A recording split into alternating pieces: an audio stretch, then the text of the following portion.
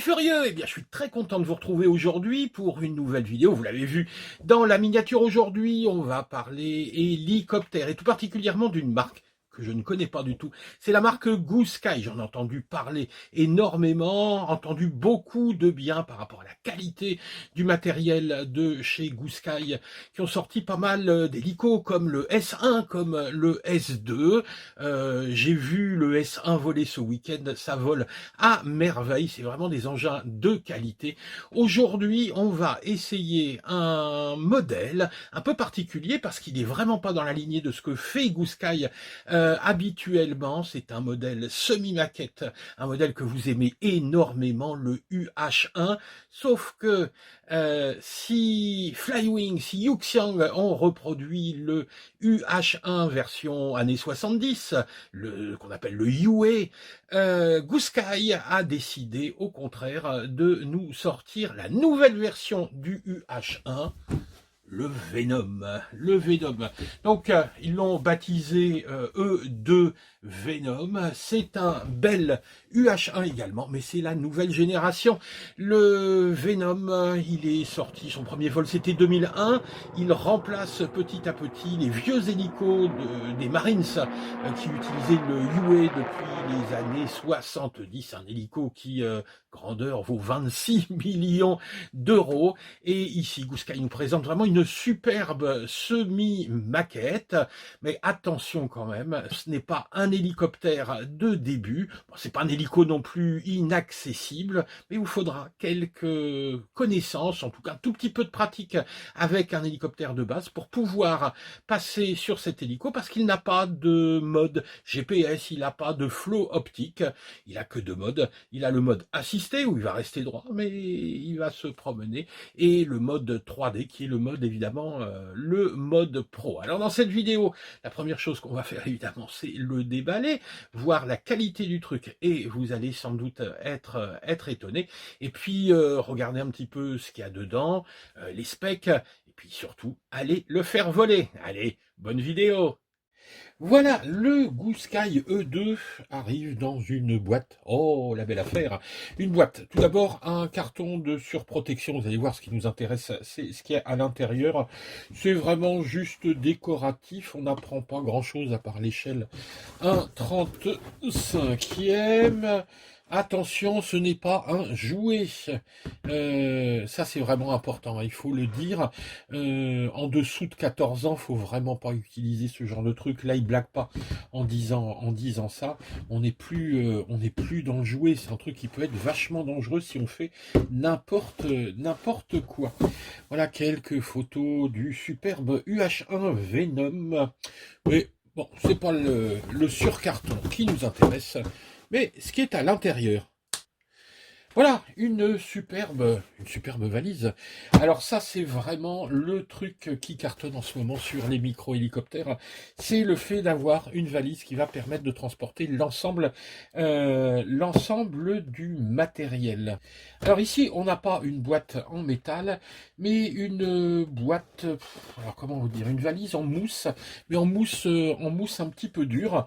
Ça, c'est vraiment nickel pour le transport. Ça protège vraiment bien. La question c'est, est-ce qu'une fois que l'hélico sera monté, il pourra encore y retourner à l'intérieur? Eh ben j'en sais rien en fait. On va le monter et puis on verra bien ce que ça donne. Allez, on regarde à l'intérieur de cette caisse. Alors, qu'est-ce qu'on a là-dedans? Normalement, il y a tout pour s'amuser, il y a tout pour voler. On est sur une version RTF avec bien évidemment ici la radio. Alors il y a plein de bonnes surprises dans ce kit. Ici le fait qu'on ait déjà une lithium-ion à l'intérieur, ce qui va permettre finalement de recharger directement la batterie et de ne pas être embêté avec des piles.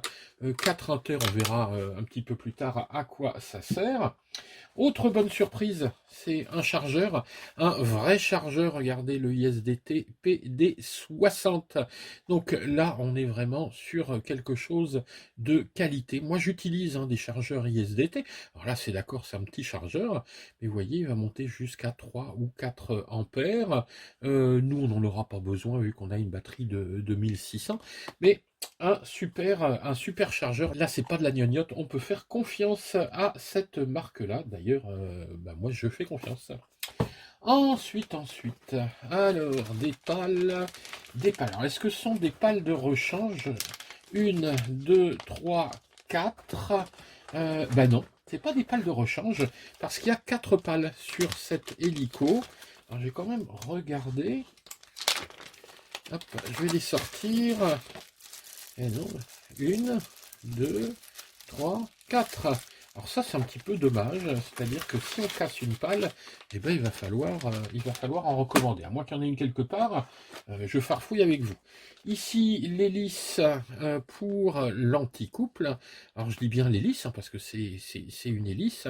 Ce ne sont pas des pales d'anticouple, il y a un moteur d'anticouple et une hélice d'anticouple. Toujours là-dedans un petit peu de visserie.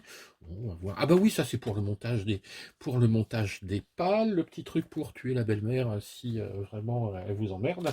Hop. Ça c'est bon. Les petits tournevis ici hexa et cruciforme, un axe. Ah tiens, ça c'est pas mal. Alors c'est rigolo parce que il vous file pas de pales de rechange, mais il vous donne un axe de rechange. Bon, je pense qu'on casse plus facilement les pales que l'axe, mais bon, ça le mérite d'être là. Alors là-dedans. Alors, qu'est-ce que c'est que ça? Je découvre avec vous. Hop. Oh, tout ça pour expliquer comment ouvrir l'hélicoptère. Si vraiment on n'a pas compris. Tac, là, il n'y a plus rien. Là, il n'y a plus rien. Ensuite, les batteries. Alors, les batteries, il y en a ici 2 plus 1 dans l'hélico. Alors, j'ai de la chance parce que ça, c'est le modèle 3 batteries. Vous pouvez l'acheter en 1, 2 et 3 batteries, ça, vous savez. Alors, ça, c'est vraiment le truc où là, je suis vraiment le plus content sur cet hélico, c'est qu'on a une batterie toute bête, voilà, une batterie normale, avec une XT30. C'est ici du 3S en 1600 mAh, ce qui veut dire qu'on va pouvoir, acheter des batteries pas trop chères. C'est pas de la batterie propriétaire, parce que quand c'est de la batterie propriétaire, attention, ça douille à l'achat. Là, c'est vraiment de la batterie de base. On pourra, je pense, mettre même un petit peu moins. Le tout, c'est que ça rentre à l'intérieur. Donc, attention à bien mesurer la batterie pour que ça rentre à l'intérieur. Ensuite, je fais attention de rien oublier. Hop, oui, il y a encore quelques petits trucs ici. Il y a ça et il y a ça. Ici, un petit adaptateur XT60, XT30. Je ne sais pas encore à quoi il va servir. Je pense que c'est pour charger. Ça doit être pour utiliser avec le chargeur. Ici, ça doit être un petit guide, voilà, un petit guide de départ, Quick Start Guide. Pour le démarrage, pour la radio, un petit peu pour la carte de vol. Ici, une application. On va voir ce que c'est. On va voir ce que c'est. Ici, qu'est-ce que c'est? Ah oui, là, la petite notice pour monter correctement les pales sur la tête de rotor. Voilà, donc là on a fait le tour. Maintenant, évidemment, nous ce qu'on veut voir. Voilà le Venom UH1, donc de la marque Goosky. C'est un E2 avec sa petite porte ici qui s'ouvre pour voir le moteur à l'intérieur. Et puis, alors, je fais le tour, mais en fait, je sais pas exactement ce que ça va donner. J'ai pas l'impression qu'il y ait qu'il y ait des petites lumières là-dessus. Ah si, il y en a une petite au-dessus. On verra une fois que ce sera branché. Alors, à l'avant. Donc, hop, voilà. Donc ça se détache. Je suis pas fan, hein. Je suis pas fan de ce système. J'ai un petit peu peur qu'au moindre choc, ça parte en sucette, ce truc-là. Mais bon. Donc, système d'ouverture, c'est juste un couvercle. Et là, voilà. Donc, on a la troisième batterie à l'intérieur, toujours une 1600. On voit également, mais ça je reviendrai dessus, les petites prises pour utiliser des récepteurs annexes pour utiliser une Spectrum. Hein, par exemple, j'ai vu qu'on pouvait utiliser la Spectrum. J'essaierai de voir si on peut vous brancher tout ça avec la TX16S. Et donc la dernière batterie. Donc vous voyez, c'est juste hop, un petit rack dans lequel vient se glisser en force la batterie et donc on se branche en dessous et on referme ici l'avant de l'hélico. Voilà donc pour le déballage de ce joli petit engin. Ce que je vais faire maintenant, c'est que je vais monter les pales, plus l'hélice d'anticouple, et puis on va revenir pour faire un petit peu le tour de cet appareil, les fonctions de la radio, etc. Avant, bien sûr, d'aller le faire voler. Allez, au boulot. Voilà, les 4 pales de notre beau Venom sont installées, ça va relativement vite, il y a 4 petites vis et 4 petits écrous à mettre, ça pose pas de souci. Sauf que, ben voilà, la question c'était, une fois que j'ai rangé mes pales, est-ce que ça rentre encore dans la valise? Eh ben, il y en a 3 qui rentrent. Pas la quatrième. Alors, si on veut utiliser la valise, évidemment, pour le transport, on va pas être obligé de démonter les 4, mais il va falloir en démonter une. Ce qui veut dire qu'il va falloir retirer une vis avec un écrou. C'est pas non plus la mort. Mais bon, voilà, c'est quand même mieux quand on peut mettre l'hélicoptère dedans et puis le ressortir sans bricoler. Mais bon, ça prend 1 minute à remettre la pale manquante. Les 3 autres, c'est pas la peine de les enlever. Donc voilà pour le premier questionnement technique qu'on se posait. Maintenant, regardons un petit peu l'appareil. Alors là, il n'y a pas à dire. C'est zéro défaut, c'est splendide. On est, je disais, semi-maquette. On peut même aller ici jusqu'à la dénomination quasiment maquette. C'est-à-dire que vous voyez, il y a énormément de détails. Toutes les lignes de rivets sont représentées. Tous les petits détails de l'hélico, vous ferez la comparaison avec la photo d'un vrai UH-1 Venom, la petite caméra devant le lance-roquette, mais c'est vraiment superbe. La taille, le poids de cet engin, hein, vous comparez par rapport à mes mains, on a quelque chose ici qui fait 48 cm de longueur, le rotor lui fait 49. Hein. Vous voyez, on est aux alentours de 50 cm, une hauteur ici de 13 cm pour une largeur de 11-12 cm. Une machine en ordre de vol qui fait 538 grammes et entraînée par sa 3S 1600 mAh. On est aux alentours de 15 minutes de vol. Alors, quelques points à savoir quand même sur notre Goosky E2. C'est tout d'abord qu'il a beau être joli, c'est pas un appareil qui est vraiment prévu pour Monsieur Tout-le-Monde. Monsieur Tout-le-Monde qui commence, oui, il rêve un peu de ce genre de machine, mais il va falloir, avant de piloter ça, passer par un petit hélicoptère de début où on va prendre en main les commandes principales d'un hélicoptère radiocommandé.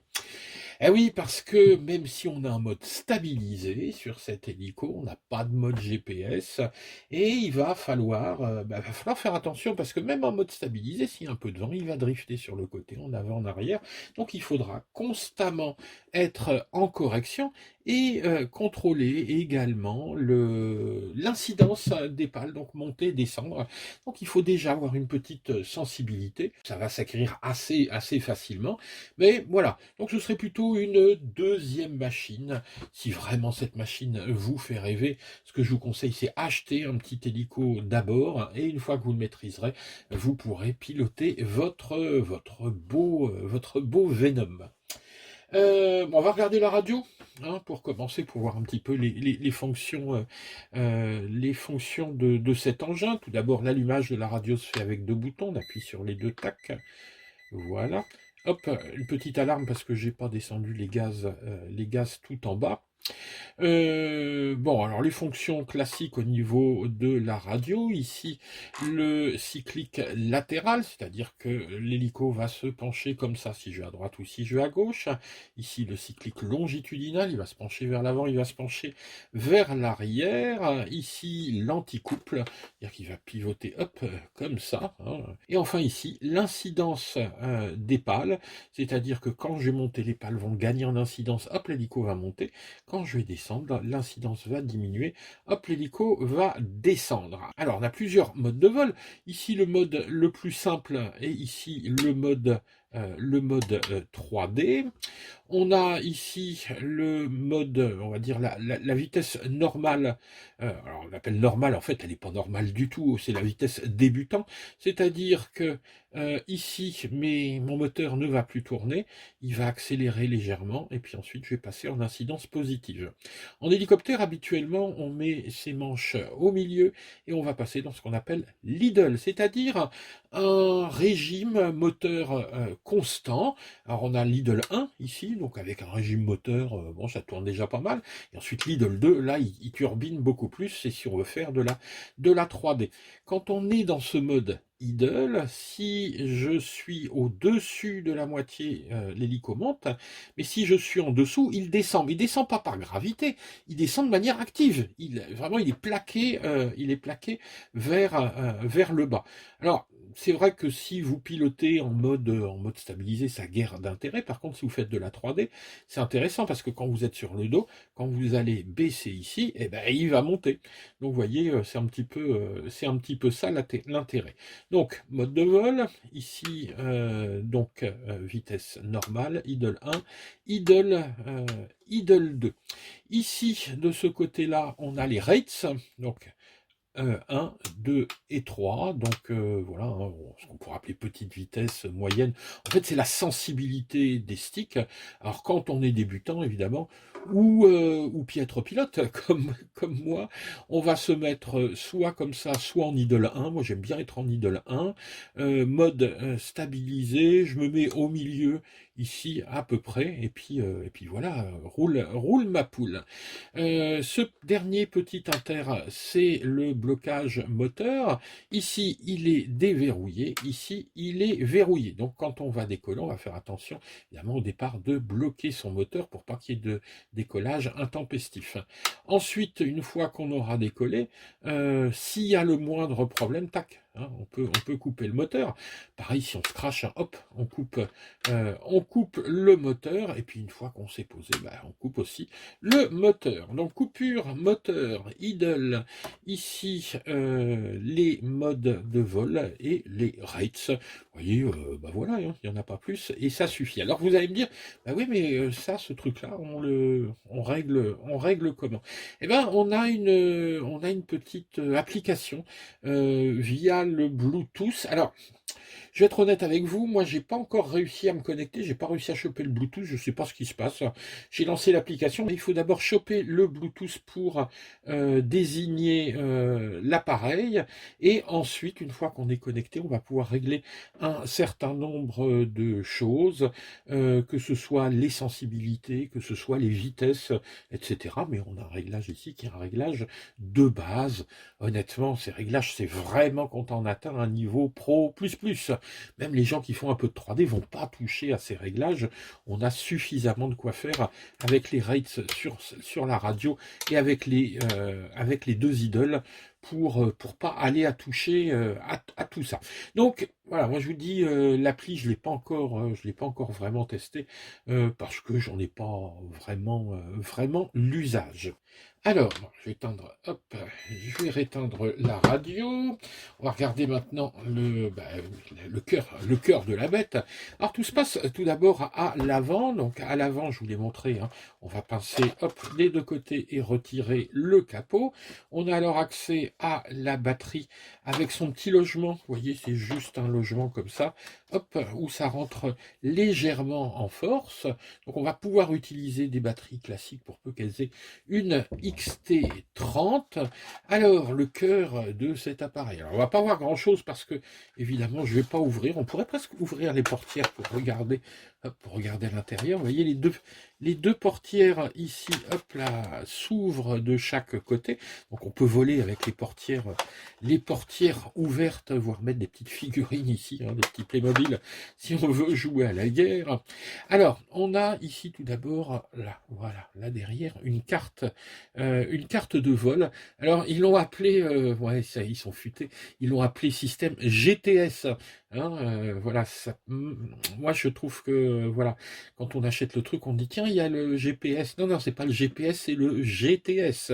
C'est-à-dire une carte de vol qui va contrôler l'hélico au niveau de ses mouvements, au niveau de ses modes de vol, etc.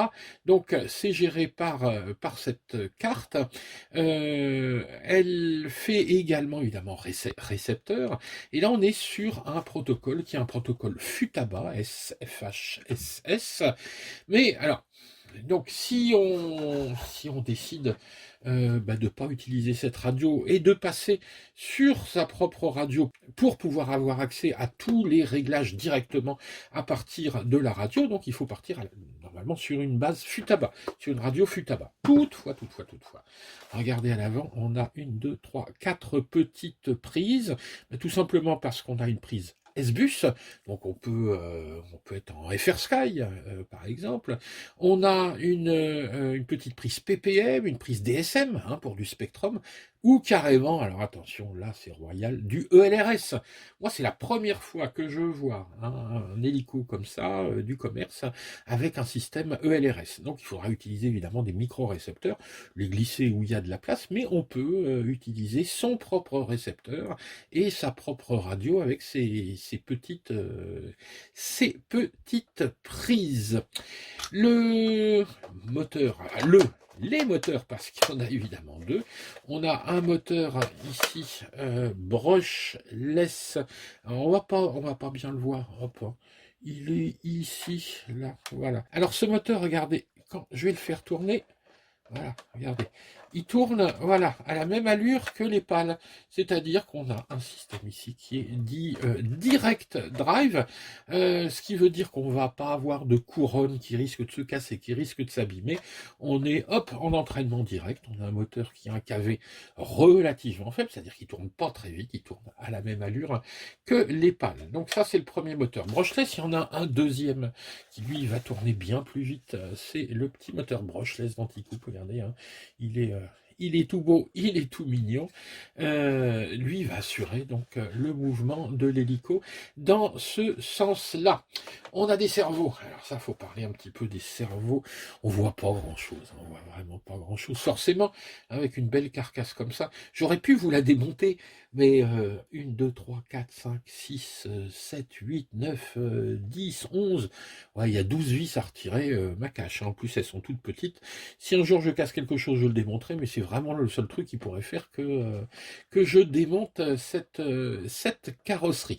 Alors les cerveaux sont des cerveaux digitaux à haute résolution. Ça veut dire que les cerveaux, il y a un certain nombre de positions dans le cerveau. Si vous avez une faible résolution, le cerveau il va prendre 1, 2, 3, 4, 5, une dizaine de positions différentes. Évidemment, tac, tac, tac, ça passe de l'un à l'autre, c'est très peu précis. Si on a un cerveau à haute résolution, c'est-à-dire qu'il y a une quantité ici très très grande de positions sur le cerveau, ce qui va donner une espèce de précision. Hein. On aura des cerveaux qui vont permettre un contrôle hyper précis.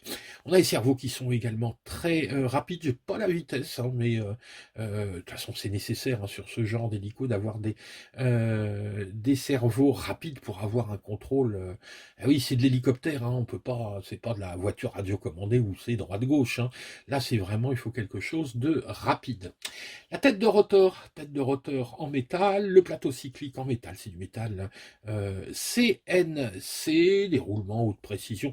Bref, hein, au niveau mécanique, on est dans du haut de gamme, hein. On a vraiment quelque chose qui est super. Tout est, même les petites commandes, hein, ici sont vraiment dessinées pour s'intégrer parfaitement dans la carrosserie. C'est du joli boulot. La batterie, hein, je vous l'ai déjà montré, mais je reviens tout petit peu sur notre chargeur parce que dans le unboxing, je ne vous l'avais pas montré. Alors, il faut, hein, pour recharger la batterie, on va utiliser ce petit adaptateur qu'on va brancher sur ce chargeur ISDT PD60. Et là, hop, on va pouvoir se brancher comme ça. Vous allez dire, bah oui, mais la prise, elle est où? Eh bien, tout simplement, on va se brancher avec son chargeur de téléphone. Par contre, voilà, on a une entrée qui peut aller jusqu'à 10 ampères. Ici, donc votre chargeur qui est en 2 ou 4 ampères, il n'y a aucun problème. Bien évidemment, en fonction du chargeur, vous allez pouvoir, si vous avez un chargeur en 1 ampère, vous n'allez pas pouvoir charger en 2 ampères. Hein, mais avec un chargeur rapide, 2 ampères, là, vous allez charger à 1600, donc à 1 ampère 6. Bon, bah, ça le fera parfaitement. Donc un petit chargeur ici de qualité, mais je voulais vous le montrer. Voilà, bon écoutez, je pense qu'on a fait à peu près le tour. Je vous le remontre encore une fois de près, cet engin. Regardez les sorties de turbine. Vraiment, il est génial. Je ne l'ai pas encore fait décoller. Donc voilà, je vous parle du truc. Voilà, hein, je suis content, je le trouve beau. Après, je dirais peut-être des choses un peu moins gentilles s'ils volent pas bien. Mais voilà, là pour l'instant, sur le bureau, en regardant ça, on a de bonnes sensations. Et ben, il nous reste plus qu'à aller vérifier si ces bonnes sensations théoriques vont se transformer en bonnes sensations pratiques.